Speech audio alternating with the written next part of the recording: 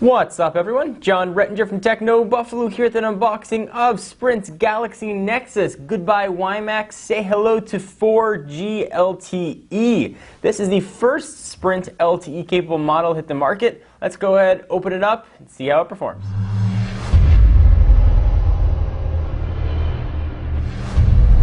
So the box is pretty familiar, Sprint and Galaxy devicey. We've got a picture of the device on the front, Galaxy Nexus down below, Sprint logo.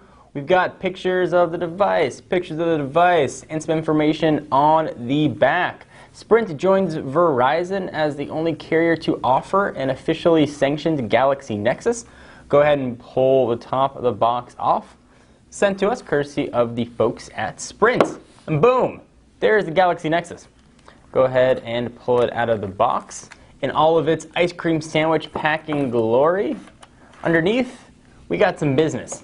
Let's go ahead and see what kind of business we got. Getting started guide. You guys know what joke I'm going to make. For getting started quickly. Some warranty information. Sprint's always really good about including a bag for recycling your old devices. Throwing your phones, and especially the batteries, away can have some trouble with landfills. It's always a good idea to recycle. We've got micro USB cable. We've got headphones with inline microphone. People always say that I never take the headphones out and look at them, so I'm going to do that.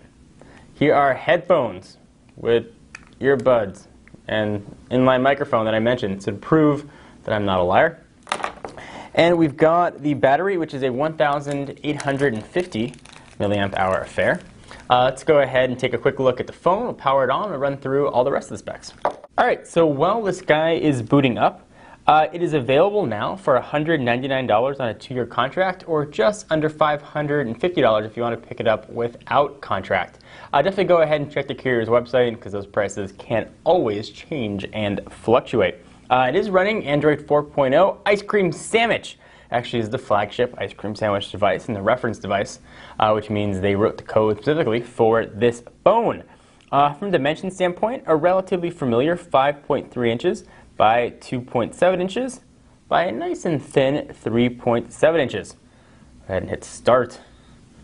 And we'll let it look for all of its stuff.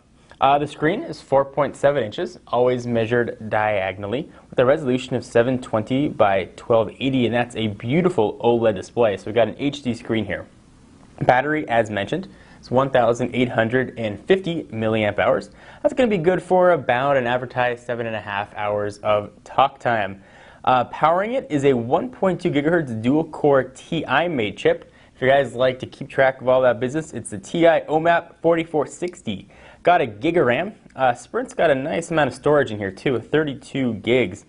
Camera, it's got them. The back, it's a 5 megapixel affair with, of course, an LED flash.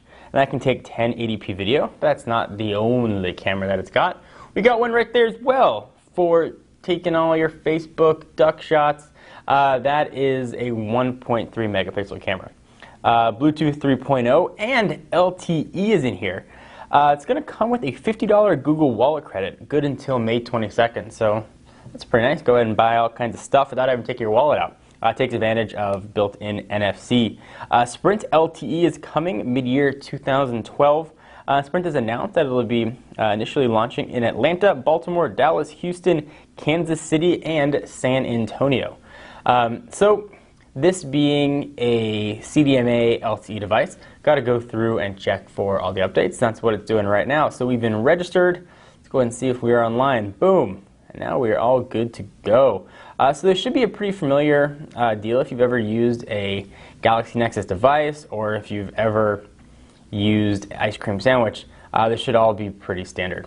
We'll go ahead and go to the home screen. And we'll take a real quick look and check out some of the settings.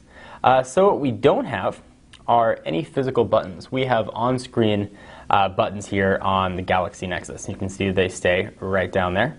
Let's go ahead and see what sort of settings we've got. So we'll go ahead and run into settings, telling me how to work it, which is always nice. Now if I can find settings, let's go ahead and see what software version it's shipping with. We'll go to the bottom, check out about phone. We'll go to, there it is, Android version 4.04. So the most recent version of Ice Cream Sandwich. Alright, so let me go ahead and take you through a quick tour of the device. We've got those 3 on-screen buttons that I mentioned, back, home, and a new fancy multitasking button, which I really like because you can swipe stuff right off the screen. On the left-hand side, you've got a volume rocker up and down for rocking your volume.